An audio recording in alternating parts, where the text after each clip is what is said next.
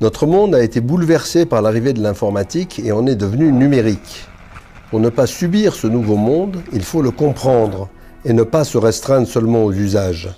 En bref, il faut piger pourquoi on clique. Alors, sur votre droite, vous pouvez admirer les premières machines informatiques dont je vous parlais tout à l'heure. Surtout, s'il vous plaît, ne pas toucher, c'est du matériel fragile. Venez. Alors, veuillez me suivre pour un aperçu de la place de l'image dans notre société. Suivez-moi, s'il vous plaît. Comment ils ont pu conserver des trucs aussi moches? On dirait des boîtes de conserve. Parce que c'est surtout la beauté des idées et des penseurs qui comptait. Le design, c'est du détail. Hein?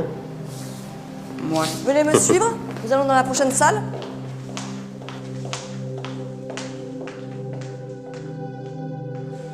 Faites pas trop de bruit, les gens travaillent au-dessus.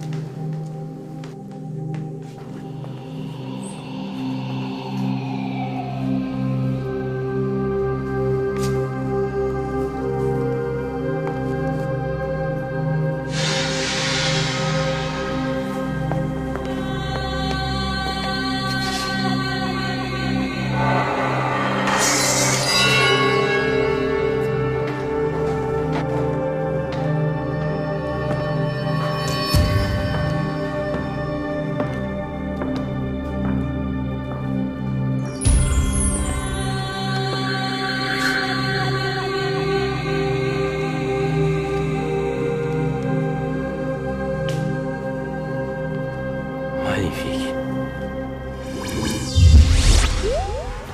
Tu vois ces écrans? Ada Lovelace, Alan Turing, Grace Hopper, les pionniers de l'informatique. Ces gens-là comptent parmi les fondateurs de notre ère numérique. Ils ont à leur manière marqué l'histoire, notre histoire. Fidèles à leur passion, ils ont travaillé modestement à la traduction de ces principes fondamentaux. Mais c'est bidon, c'est quoi ces vieux là, et ces machines et ces écrans?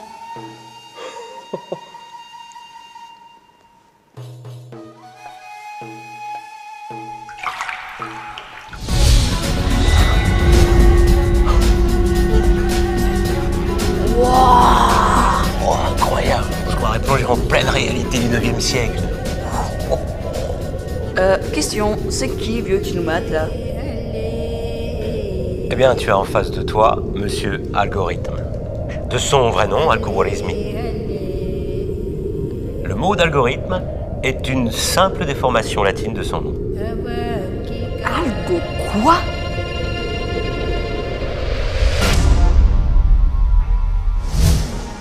Il faut comprendre la différence entre penser et calculer.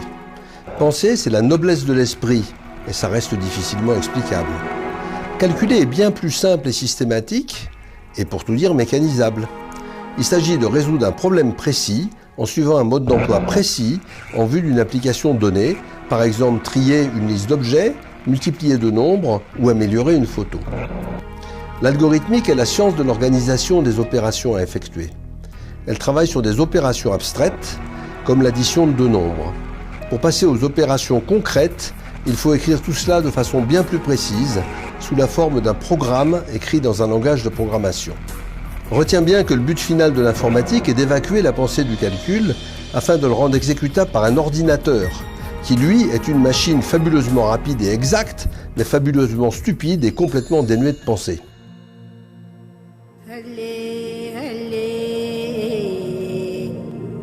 Abu Jafar Mohamed ibn Moussa al-Khwarizmi. Que la paix soit sur vous, mon ami. Ne fais pas le timide. Bonjour monsieur. Mais l'homme qui est là a vécu au 9e siècle. À cette époque, cela fait 2 siècles que l'islam a fait de l'arabe la langue universelle dans cette partie du monde. Et de la recherche de la connaissance, un des objectifs de la vie. C'était à l'époque des croisades? Non, ne mélange pas tout. La première croisade a eu lieu un peu plus tard. Mais c'est par le travail de ces personnes que le monde arabe a pu traduire, donc s'approprier, donc comprendre toutes les connaissances scientifiques du monde d'alors. Abu Jafar est plus qu'un traducteur, vois-tu. C'est un transmetteur d'idées. C'est donc à lui qu'on doit les chiffres arabes et le zéro. Exactement. Il va chercher à ce que ses contemporains puissent reproduire des mécanismes complexes en appliquant pas à pas une recette de calcul et des solutions aux équations dont ils ont besoin. La classe! Il est passé où, Abou? À bout. Madame Lovelace, est-ce que tu peux dire bonjour à Madame Augusta Ada King, comtesse de Lovelace? Bonjour, Madame Ada. Bonjour messieurs, par quel miracle puis-je vous voir? Nous nous connaissons? Pas moi, mais lui, certainement. Oui, vous êtes la fille de Lord Byron, ce gigantesque poète anglais, mathématicienne.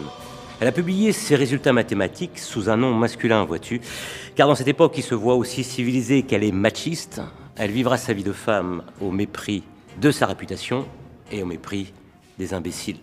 Effectivement, vous êtes bien renseigné. C'est quoi, machiste? C'est une vraie question. Une vraie question. Mais regarde, elle a traduit du français et enrichi fortement les éléments mathématiques qui vont permettre à son Babbage de travailler à la construction du premier ordinateur qu'il appellera la machine analytique. Hein? Bah quoi? Une minute, je suis paumé. Ok. Charles Babbage. Alors, malheureusement, lui ne l'achèvera jamais. Mais à partir de ses plans, on a pu le construire au musée de la science de Londres. Et figure-toi qu'il fonctionne parfaitement. Elle fonctionne, mais c'est incroyable. La machine analytique n'a aucunement la prétention de créer quelque chose par elle-même. Elle peut exécuter tout ce que nous saurons lui ordonner d'exécuter. Son rôle est de nous aider à effectuer ce que nous savons déjà deviner, des opérations numériques et aussi symboliques. Ada est celle qui a permis d'incarner les algorithmes dans des programmes. Les algorithmes d'Abou Jafar. Tu as tout compris. Monsieur Al-Khwarizmi, enchanté, Ada Lovelace. Mais alors, tout ça c'est de l'informatique? Mais les machines dans tout ça, et la technologie, ça sert à quoi du coup? Attends, tu vas comprendre. Écoute la suite. Regarde. Il faut faire avancer d'un siècle la roue du temps. L'informatique s'incarne dans des machines. L'homme sait d'abord fabriquer des outils, c'est-à-dire des objets simples à utiliser. Puis, il a fabriqué des machines, c'est-à-dire des outils qui utilisent une force autre que la sienne et qui peuvent exécuter de manière autonome certaines opérations, même complexes et programmées, comme pour le métier à tisser de jacquard. Mais la machine mécanique ne sait pas se modifier elle-même. Au contraire, l'ordinateur, qui est une machine à information, sait modifier son propre programme et devient ainsi une machine véritablement universelle. Et Turing a montré que toutes les machines universelles connues sont équivalentes. Elles permettent toutes de maîtriser l'intelligence mécanique. Alors, les machines dans tout ça? Allez-y, racontez! Alors regarde, voici Alan Madison Turing. C'est ce petit homme rêveur qui a créé dès 1936 l'article fondateur de la science informatique. Il a compris comment quelques opérations élémentaires de calcul étaient universelles. C'est-à-dire pouvaient être combinées pour exécuter tous les algorithmes du monde, donnant ainsi un coup d'envoi à la création des calculateurs universels programmables. Alors, Alan Turing a fait basculer le monde de l'ère industrielle à l'âge du numérique, donnant le fondement théorique de l'informatique. Tu vois, c'est dans le fracas des bombes nazies, fauchant des centaines de vies humaines chaque jour, que ce scientifique va commencer à changer le cours de l'histoire. Comment ça? Alors voilà, nous sommes en 1943. Tu as vu les grandes lignes de la Deuxième Guerre mondiale à l'école, hein? Eh bien, à cette époque, les nazis communiquaient entre eux très facilement grâce à une machine de cryptage appelée Enigma. Cela ressemble à une simple machine à écrire dotée d'un mécanisme de roue codeuse permettant de mélanger les lettres à la sortie, tout en transmettant un message sans que personne ne puisse le décoder. À la réception du message, une machine identique réingurgite le texte, les roues codeuses tournant à l'envers, comme dans un miroir, le message ressort en clair. Si je peux me permettre, nous nous sommes emparés d'une telle machine depuis bien longtemps. Les nazis le savent, mais s'en moquent complètement. Ah bon? Oui, oui, c'est comme une carte bleue, si t'as pas le code, ça sert à rien. En fait, l'histoire est bien plus stupéfiante, si vous me le permettez. Car le code a été en fait cassé dès 1933 par des mathématiciens polonais. Mais le calcul durait trop longtemps et il leur fallait plusieurs jours pour pouvoir le déchiffrer. Alors que les nazis, eux, changeaient le code presque quotidiennement. Tout à fait, monsieur Turing, tout à fait. Ce sont les fameuses bombes de Turing que vous avez mises au point. Yes. Et qui, en mécanisant le processus et en l'accélérant considérablement, vont changer le cours de la guerre. Je dois aussi te parler de Grace. Messieurs, que puis-je pour vous? Madame la future contre-amirale de marine, Grace Brewster Murray Hopper. Madame Hopper ne fait pas dans la dentaire. Pas question de se laisser gâcher la vie par les hommes pour les machines. Dites donc, je peux savoir ce qui vous amuse? Non, je racontais à ce jeune garçon que vous aviez travaillé sur le premier gros ordinateur numérique entièrement automatique d'IBM, le Harvard Mark I. C'est juste. Et à qui ai-je l'honneur? Non, je suis qu'un modeste professeur. Ouais, c'est modeste. Vous êtes plutôt calé, je trouve. Hein. Bon, parlons plutôt de vous. Alors, tu sais qu'à cette époque, seuls d'étranges mathématiciens étaient capables de programmer ces monstres électroniques. C'était du langage machine. Hein, c'est-à-dire en spécifiant un à un chaque ouverture et fermeture des circuits électroniques de la machine. Ça va, tu me suis? Honnêtement? Non. J'ai une petite anecdote à vous raconter sur le Mark II. Un jour, le gros calculateur tomba en panne. On y trouva un papillon de nuit coincé dans le circuit relais. L'insecte fut ôté avec soin et placé dans le journal de bord. Et on nota la mention « First actual case of bug being found ». C'est donc de là que vient l'expression bug informatique? Trop fort! Exact. Et ces premiers ordinateurs n'étaient quasiment pas utilisables à grande échelle. Alors c'est Grace qui a fait sauter ce verrou, en défendant l'idée qu'un programme doit pouvoir être écrit dans un langage formel proche de l'anglais. Elle conçoit alors un compilateur, c'est-à-dire un logiciel qui permet de traduire en langage machine les éléments de l'algorithme et compréhensible par tous les ingénieurs. Ça peut être pratique.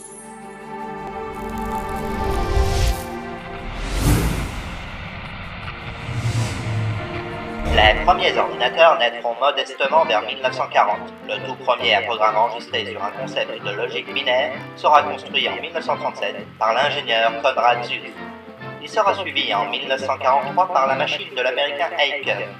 En 1944, le physicien théoricien John von Neumann décrit la première architecture dite de von Neumann, qui a triomphé et qui est celle de l'immense majorité des ordinateurs d'aujourd'hui. Mais alors, en fait, Grace va faire exploser le développement numérique pour aboutir à ce qu'on a aujourd'hui.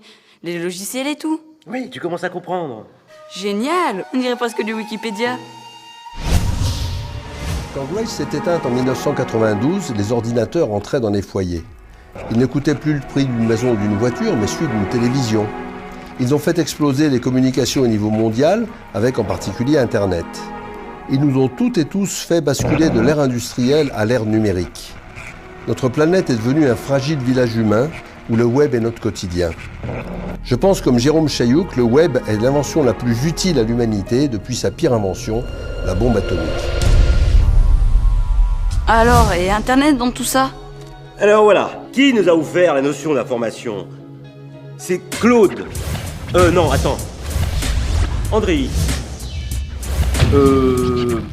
C'est qui ces deux-là?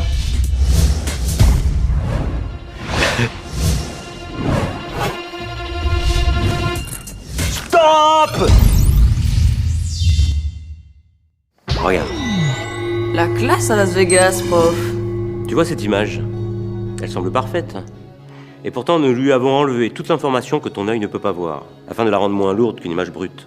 C'est comme pour la musique avec les MP3 de ton mobile. Le fichier reste donc tout petit à mémoriser et à envoyer, mais reste presque parfait.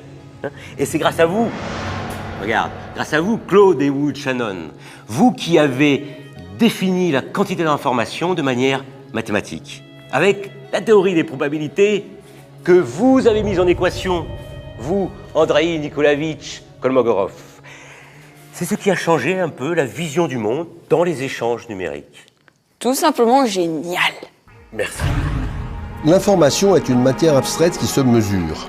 Un message, quelle que soit sa valeur réelle ou supposée, peu importe son sens exact ou erroné, contient une quantité précise d'informations.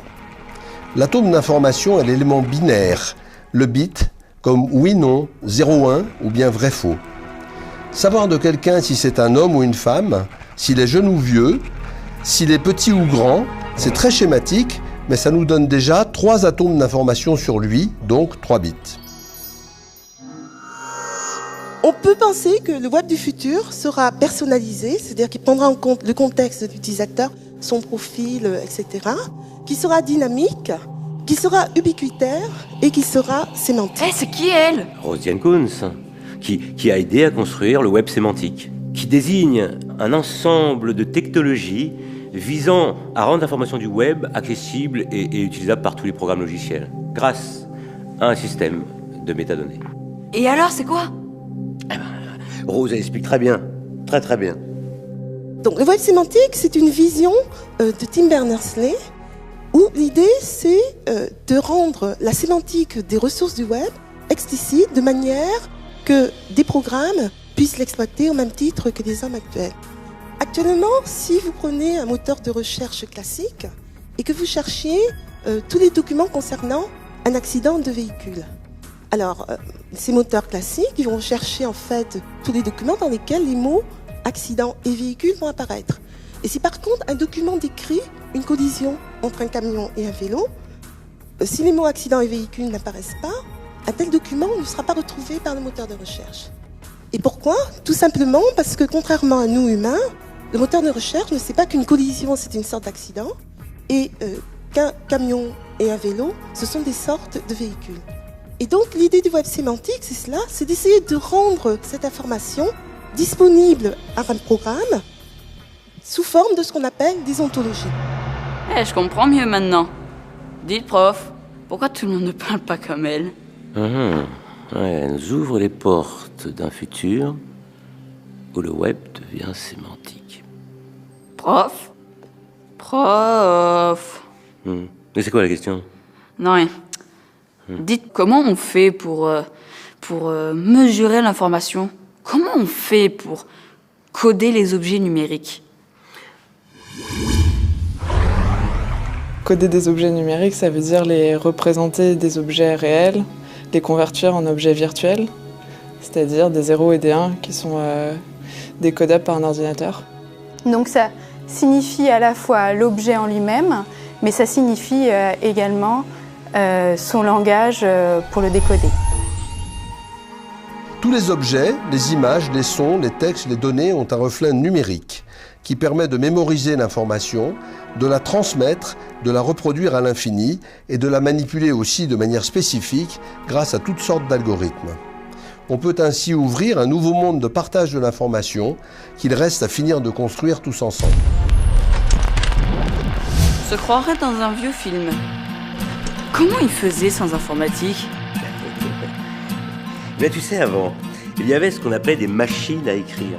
C'est-à-dire c'était des machines qui servaient juste à écrire. Alors tu vois, tu tapais un texte directement sur une imprimante à papier. Oui, comme ça, sans le mémoriser. Juste un clavier et une imprimante. Et si tu te trompais, bah, tu devais retaper toute la feuille. Ah bon? Oui.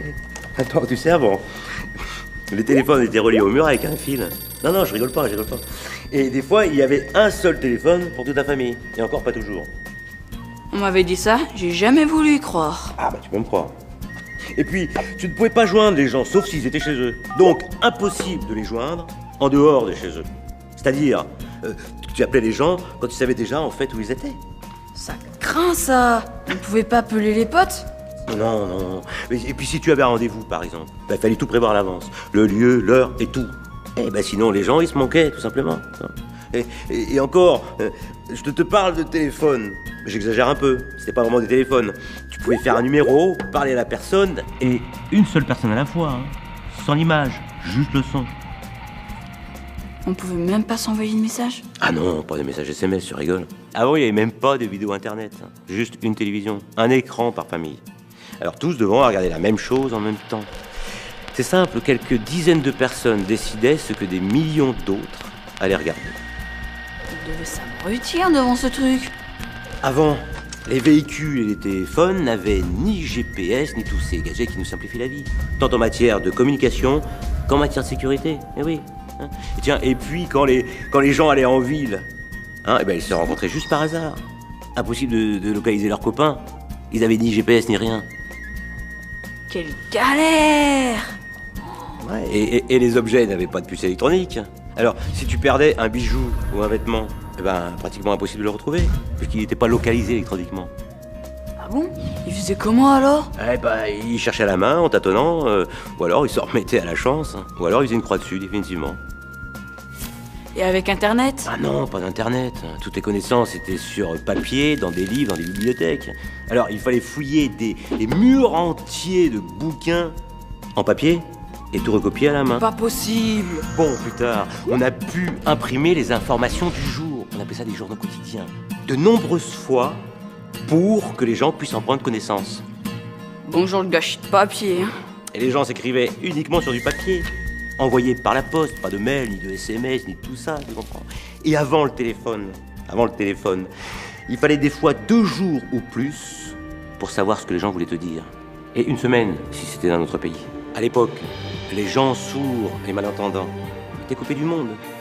Au début du 21e siècle, les interfaces entre les ordinateurs et les cerveaux n'en étaient qu'à leur balbutiement. Mais je comprends pas. On avait dit qu'il y avait des... ordinateurs? Oui, des ordinateurs. Tu veux savoir ce que c'était un ordinateur à l'époque? C'était surtout un objet rare et cher qui n'a existé qu'au début de l'informatique. Quand pour calculer, il fallait faire des machines assez grosses et très fermées, bien avant que l'informatique s'incarne au sein de tous les objets. Tu sais, avant, on n'apprenait même pas à l'école les fondements de l'informatique. On apprenait juste à se servir des logiciels existants, et encore. Je crois que les gens étaient juste effarés devant ce monde numérique qui émergeait à peine. Oui, tu as raison. Mais c'est grâce à ces gens qui font aujourd'hui partie de l'histoire que nous avons le monde que nous avons aujourd'hui. Allez, saluons nos amis. Je crois que le groupe nous a pas attendus.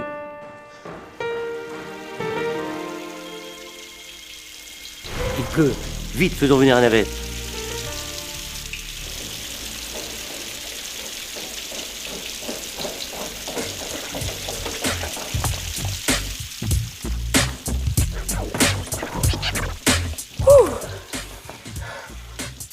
Je vais t'expliquer comment on apprenait les sciences numériques à l'époque. Tu vois, c'est rudimentaire, mais plutôt marrant. Ok. Mais c'est moi qui conduis alors. Allez.